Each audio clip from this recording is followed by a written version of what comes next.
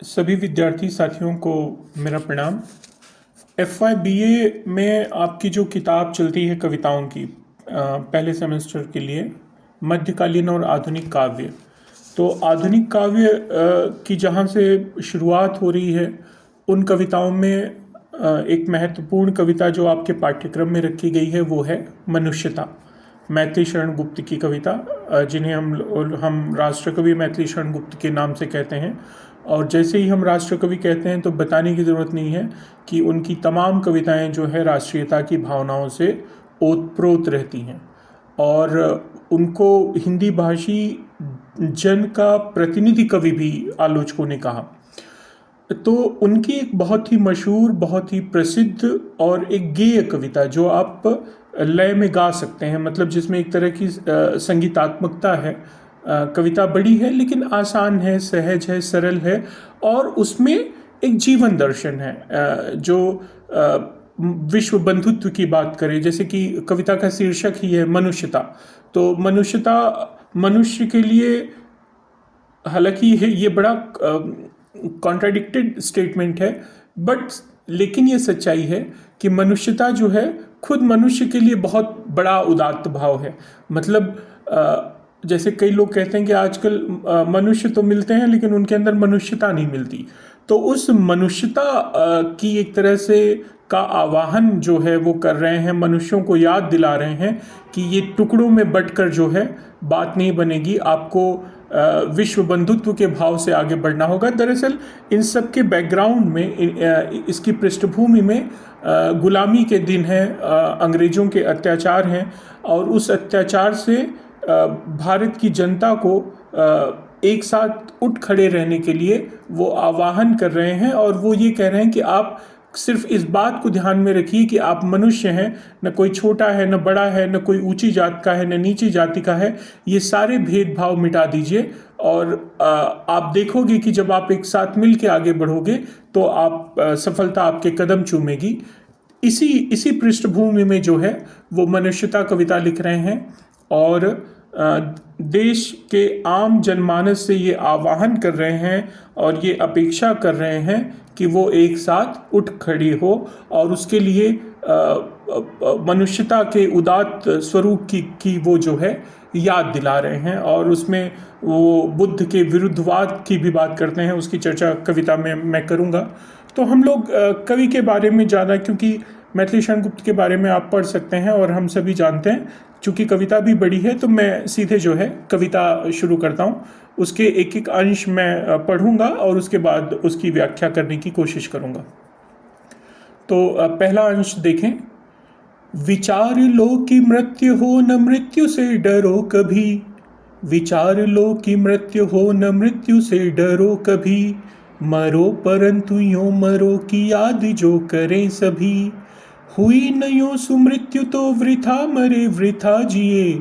मरा नहीं वही कि जो जिया न आपके लिए। यही पशु प्रवृत्ति है कि आप ही चरें। वही मनुष्य है कि जो मनुष्य के लिए मरे।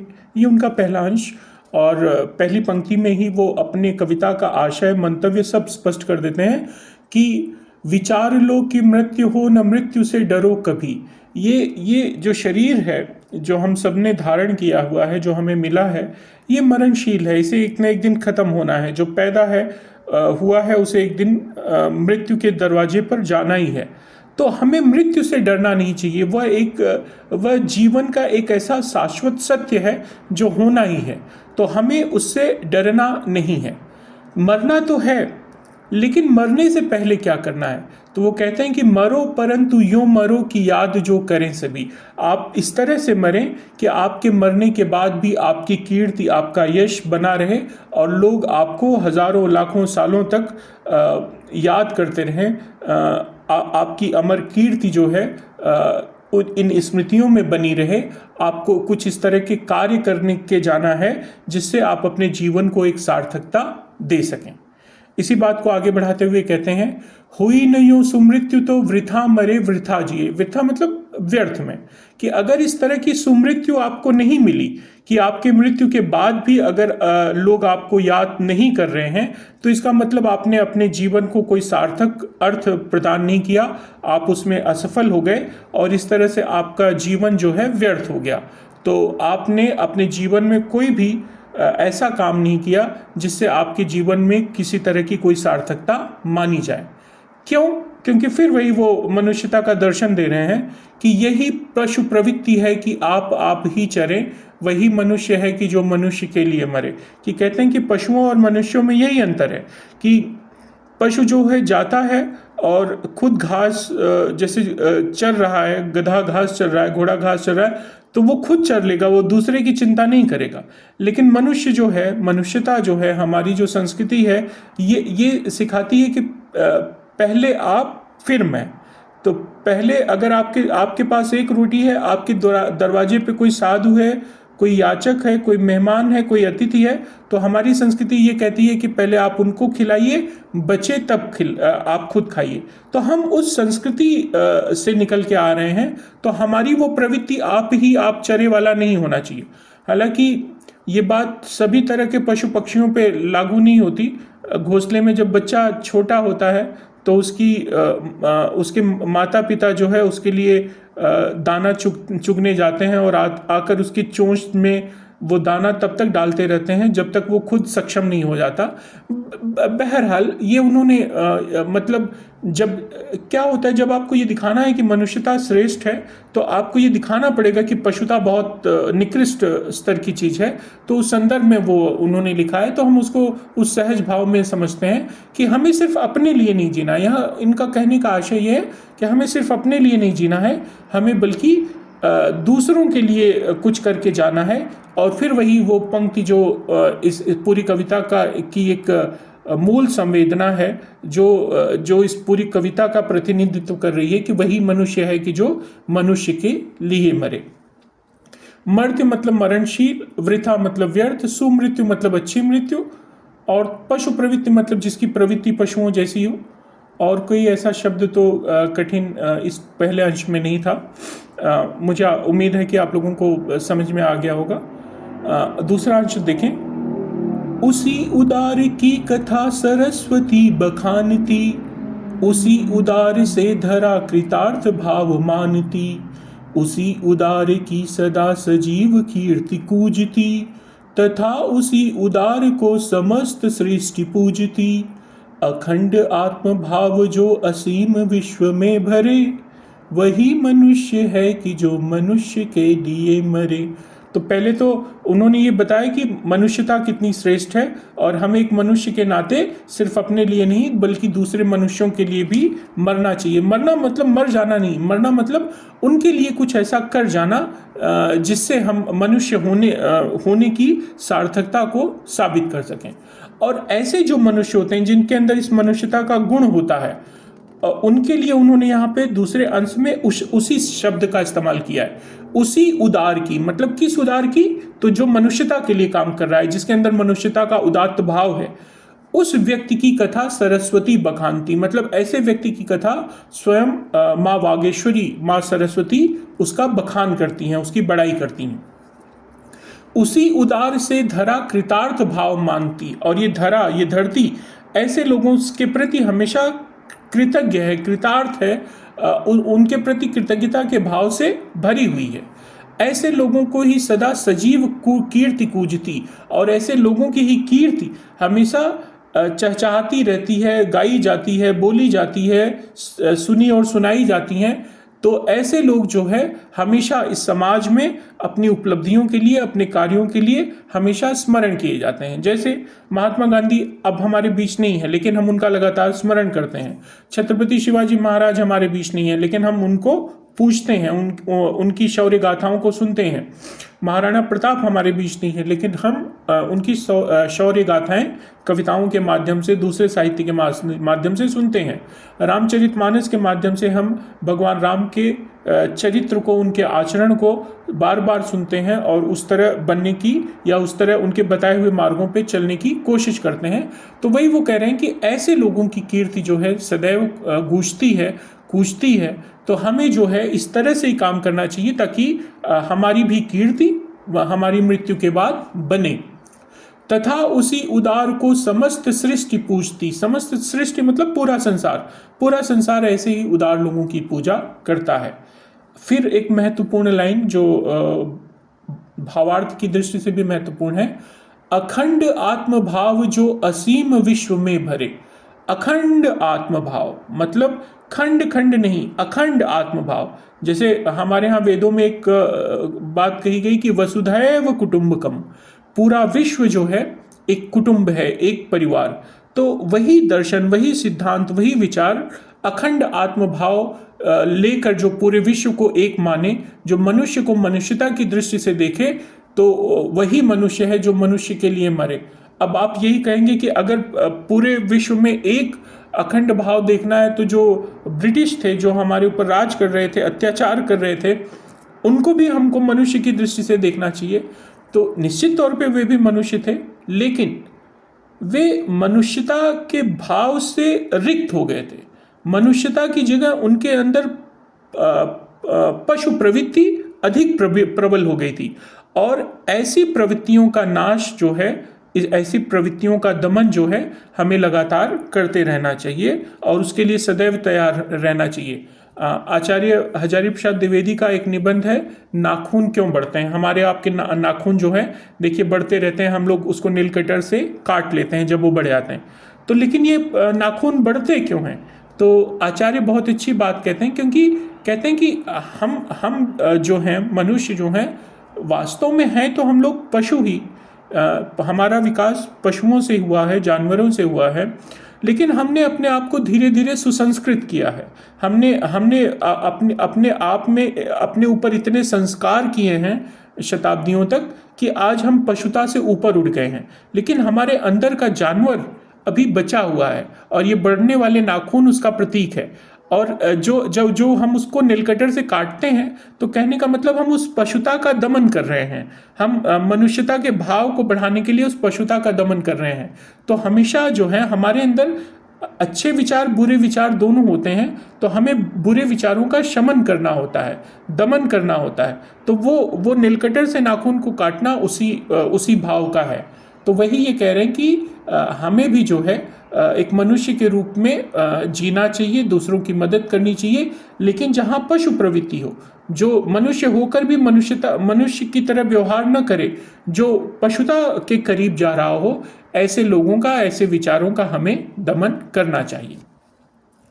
अगला अंश देखिए, सहानुभूति चाहिए महाविभूति है यही, वशीकृता सदैव है बनी हुई स्वयं मही, विरुद्धवाद बुद्धि का दया प्रवाह में बहा, विनीत लोक वर्ग क्या न सामने झुका रहे, आहा वही उदार है परोपकार जो करे, वही मनुष्य है कि जो मनुष्य के लिए मरे, अनंत अंतरिक्ष में अनंत देव हैं खड़े, समक्ष ही स्वबाहु जो बढ़ा रहे बड़े बड़े, परस्परावलंब से उठो तथा बढ़ो सभी, अभी अमर्त्य अंक में अपंक हो चढ़ो सभी, रहो नयों की एक से न काम और का सरे, वही मनुष्य है कि जो मनुष्य के लिए मरे। अब एक एक पंक्ति देखिए, सहानुभूति चाहिए महाविभूति है यही, हमारे अंदर सहानुभूति होनी चाहिए। जो दबा है, कुचला है, जो अक्षम है, हमें उसके प्रति एक हमारे अंदर सहानुभूति का भाव होना चाहिए, दया का भाव होना चाहिए, करुणा का भाव होना चाहिए। ये जो है, ये हमको ये भाव हमें मनुष्यता के बहुत करीब ले जाते हैं। वशीकृता सदैव है बनी हुई स्वयं मही, और ऐसे लोगों के वश में हमेशा ही ये धरा रही है, मतलब ऐसे ही लोगों की जो है इस धरा पर जय जयकार है। विरुद्धवाद बुद्ध का दया प्रवाह में बहा, और फिर वो इसके उदाहरण के तौर पे भगवान बुद्ध के विरुद्धवाद का विचार कर रहे हैं, उदाहरण दे रहे हैं।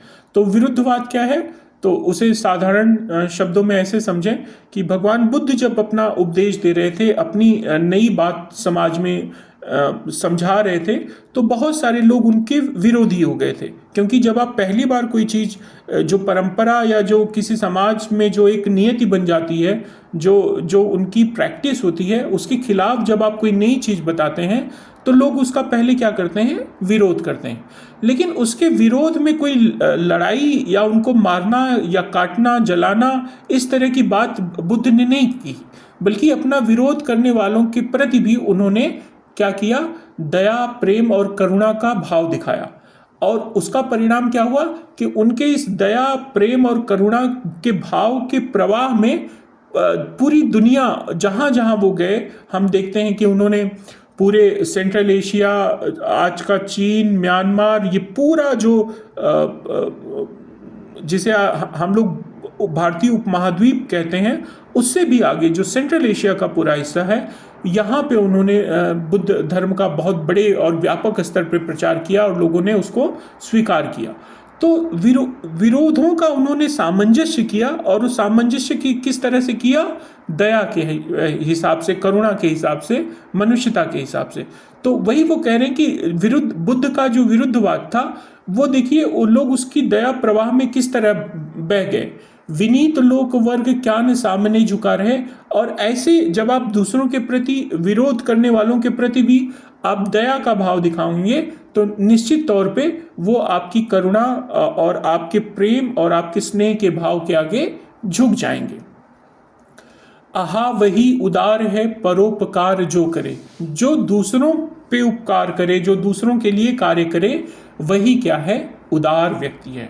वही मनुष्य है कि जो मनुष्य के लिए मरे।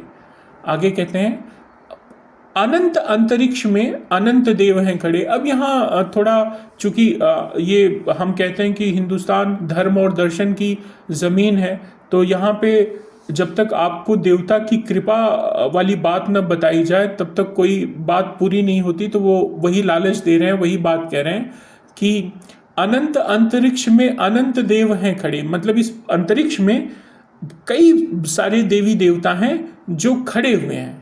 क्यों खड़े हुए हैं? समक्ष ही स्वबाहु जो बढ़ा रहे बड़े बड़े, और आपके सामने आपको वेलकम करने के लिए, आपका स्वागत करने के लिए, आपका आतिथ्य करने के लिए वे अपनी बाहें फैलाए हुए हैं। तो आपको, आपका ये जो वेलकम हो रहा है, जो उनके द्वारा स्वागत हो रहा है देवी देवताओं के द्वारा, उससे आपके अंदर ये विश्वास जगना चाहिए कि आप सही रास्ते पे हैं, सच्चाई के राह पे हैं, राष्ट्र प्रेम के राह पे हैं। और मृत्यु कोई बड़ी चीज़ नहीं होती, वो तो होनी ही है। लेकिन इस तरह से अगर हम अपने राष्ट्र के लिए, समाज के लिए कुछ करके जाएंगे, तो हमारा जीवन सार्थक हो जाएगा। और इसकी सार्थकता में जो है, हमें देवताओं का भी आशीष मिलेगा। परस्परावलंब, परस्परावलंब मतलब एक दूसरे पे जो अवलंबित हो, आश्रित हो। परस्परावलंब से उठो तथा बढ़ो सभी। भाई परस्परावलंब मतलब जब मुझे लगे कि आप कर दो, आपको लगे कि मैं कर दूं, फिर आप बोलो कि नहीं, जब तुम करोगे तब मैं करूंगा। तो कहने का मतलब ये एक दूसरे के ऊपर जो टालने वाली जो बात होती है, डिपेंडेंसी वाली बात होती है, कहते हैं कि उससे ऊपर उठो, स्वयं खुद तैयार हो जाओ, आप लोग आपके पीछे तैयार होकर आ जाएंगे। उठो तथा बढ़ो। उठो और उठ के एक कप चाय पियो और फिर सो जाओ, ऐसा नहीं है। उठो और आगे बढ़ो। अभी अमर्त्य अंक में अपंक हो चढ़ो सभी। अमर्त्य अंक मतलब एक ऐसा आलिंगन, एक ऐसी जगह जहाँ पे मरणशील अंक है, मतलब मृत्यु के आगोश में अपंक हो चलो, मतलब बिना किसी लांछन के, बिना, अपंक मतलब जो कीचड़ रहित हो, मतलब बेदाग होकर चढ़ो। मतलब मृत्यु का वर्ण हमको करना है, लेकिन बेदाग होकर करना है। कि कैसे बेदाग रहेंगे? क्योंकि हम मनुष्यता के लिए जी रहे हैं, हम करुणा के लिए जी रहे हैं, हम दया के लिए जी रहे हैं, हम मनुष्यता के लिए जी रहे हैं, हम राष्ट्र के लिए जी रहे हैं। और उसके लिए जो मर मिटता है, वो उसका चरित्र, उसका जीवन, उसकी गौरव गाथा एकदम स्वच्छ होती है। तो वो अगर मृत्यु का भी वर्ण करता है, तो वो उसके लिए गौरव की बात है। अभी अमर्त्य अंक में अपंक हो चढ़ो सभी, रहो न यूं कि एक से न काम और का सरे। है ना, कि हमें एक रहना है, मिलकर काम करना है, मिलकर अंग्रेजों के खिलाफ लड़ाई लड़नी है। सिर्फ किसी एक के भरोसे आप रहोगे तो हमें ये आज़ादी और इस गुलामी से हमें मुक्ति नहीं मिलने वाली है। तो अगर हम सारी तरह के भेदभाव, सारे तरह के स्वार्थ, उनसे अगर ऊपर उठ जाएं और मनुष्यता के भाव को अपने अंदर जगा लें और मृत्यु का भय त्याग दें, तो निश्चित तौर पे जो है हमें सफलता मिल जाएगी और ये जो गुलामी की जंजीरें हैं उसे हम तोड़ सकेंगे। आगे देखें, मनुष्य मात्र बंधु है, इसे इन्वर्टेड कॉमा में उन्होंने लिखा है कि ये एक ध्येय वाक्य हो गया। मनुष्य मात्र बंधु है, यही बड़ा विवेक है। एक मनुष्य, जो भी व्यक्ति है, वो चाहे किसी भी प्रांत, किसी भी जाति, किसी भी संप्रदाय का हो, अगर वह मनुष्य है तो वो हमारा बंधु है। फिर वो मराठी भाषी हो, पंजाबी हो, तमिल हो, तेलुगु हो, मलयालम हो, कन्नड़ हो, उससे कोई फर्क नहीं पड़ता। तो एक मनुष्य दूसरे मनुष्य का बंधु है, एक भारतीय दूसरे भारतीय का भाई है। ये भाव हमारे यहाँ होना चाहिए। आप देखते होंगे कि किताबों में स्कूल स्तर पे एक प्रतिज्ञा आगे आती थी पहले लिखी हुई, और उसका पहला ही वाक्य होता था कि सभी भारतीय मेरे भाई बहन हैं। तो हमारे अंदर वो भाव होना चाहिए और यही बहुत बड़ा विवेक है। पुराण पुरुष स्वयं भू पिता तो प्रसिद्ध एक है, और सबका ईश्वर एक है, सबका मालिक एक है। अलग अलग धर्म, जाति, संप्रदाय होने के बाद भी ईश्वर एक है। फलानुसार कर्म के अवश्य बाह्य भेद हैं, मतलब आप जिस तरह के कर्म करेंगे उसके अनुसार आपको उसका फल मिलेगा, उसमें थोड़ा भेद है। लेकिन प्राणभूत वेद जो है अंतरैक्य में एक है, मतलब आंतरिक दृष्टि से देवता एक है, परमपिता एक है, हम सभी उसकी संतानें हैं। तो हमें किसी तरह के भेद के चक्कर में नहीं पड़ना है। और अनर्थ है कि बंधुहीन बंधु की व्यथा हरे, ये बहुत बड़ा अनर्थ है, पाप है कि एक मनुष्य होकर, एक भाई होकर, एक बंधु होकर अगर हम अपने भाई की व्यथा, उसके कष्ट को नहीं हर लेते, नहीं दूर कर पाते, तो ये बहुत बड़ा अनर्थ है। और निश्चित तौर पे हमें हमेशा ध्यान रखना पड़ेगा कि वही मनुष्य है कि जो मनुष्य के लिए मरे। अंतिम अंश इस कविता का, चलो अभीष्ट मार्ग में। अभीष्ट मतलब जो आपका सोचा हुआ है, जो आपका चाहा हुआ है, जिस मार्ग पे, रास्ते पे आप चलना चाहते हैं, उस पे सहर्ष चलो, खेलते हुए चलो। चलो अभीष्ट मार्ग में सहर्ष खेलते हुए, विपत्ति विघ्न जो पड़े उन्हें ढकेलते हुए। और उस मार्ग पे जो भी विघ्न आ रही है, जो भी बाधा आ रही है, उसे ढकेल दो। और उस विघ्न के आगे, उस बाधा के आगे आप डरो मत। घटे न हेल मेल हो, बढ़े न भिन्नता कभी। हमारे बीच का जो हेल मेल है, मतलब आपस में मेल मिलाप है, वो कहीं से भी घटना नहीं चाहिए, कम नहीं होना चाहिए। और हमारे अंदर भिन्नता का भाव नहीं होना चाहिए कि अगर मैं मराठी भाषी हूँ तो मैं पंजाबी भाषी से बेहतर हूँ, या मैं पंजाबी भाषी हूँ तो मैं गुजराती भाषी से बेहतर हूँ, मैं हिंदू हूँ तो मुसलमान से बेहतर हूँ, मैं मुसलमान हूँ तो सिख से बेहतर हूँ, मैं सिख हूँ तो ईसाई से बेहतर हूँ। तो इस तरह मैं ऊंची जाति का हूँ तो नीची जातियों वालों से बेहतर हूँ, मैं ब्राह्मण हूँ, दलित हूँ। इस तरह के जो भाव हैं, जो आपस में हमको बांटते हैं, जो हमारे अंदर भिन्नता पैदा करते हैं, ऐसे भाव को हमें अपने अंदर बढ़ने नहीं देना है। अतर्क एक पंथ के सतर्क पंथ हो सभी। और जो अतर्कपूर्ण बातें करते हैं वो भी एक पंथ है, जो अतर्क फैलाता है, जो भिन्नता फैलाता है, जो भेदभाव पैदा करता है। अंग्रेजों ने क्या किया? डिवाइड एंड रूल, बांटो और राज करो। तो इससे हमें सतर्क होना है। उसी तरफ इशारा कर रहे हैं कि जो आपको जाति, धर्म, संप्रदाय, भाषा, रंग भेद इत्यादि के हिसाब से बांटने की कोशिश करे, उस पंथ से सतर्क पंथ हो सभी, उससे अलर्ट हो जाना है, सतर्क हो जाना है कि ये हमें बांट रहा है, इसका मतलब ये हमारी एकता से डर रहा है, ये हमारा बुरा चाहता है। तभी समर्थ भाव है कि तारता हुआ तरे। तारता हुआ तरे मतलब हमें अपना तो भला करना ही है, लेकिन अपना भला करते हुए हमें दूसरे का भला करते हुए अपना भला करना है। हमें स्वार्थ वाली प्रवृत्ति से ऊपर उठना है, क्योंकि हम मनुष्य हैं और मनुष्यता का उदात्त भाव हमें ये सिखाता है कि मनुष्य वही है जो मनुष्य के लिए मरे। तो ये मनुष्यता कविता आपके आधुनिक काव्य में मैथिली शरण गुप्त, राष्ट्रकवि मैथिली शरण गुप्त की मैंने अपनी समझ के हिसाब से इसकी व्याख्या करने की कोशिश की। आशा है आप लोगों को कविता समझ में आई होगी। फिर किसी वीडियो में हम अगले किसी कवि की कविता की जो पाठ्यक्रम में है FIBA की, उसकी चर्चा करेंगे। आप लोगों ने सुना, बहुत बहुत धन्यवाद।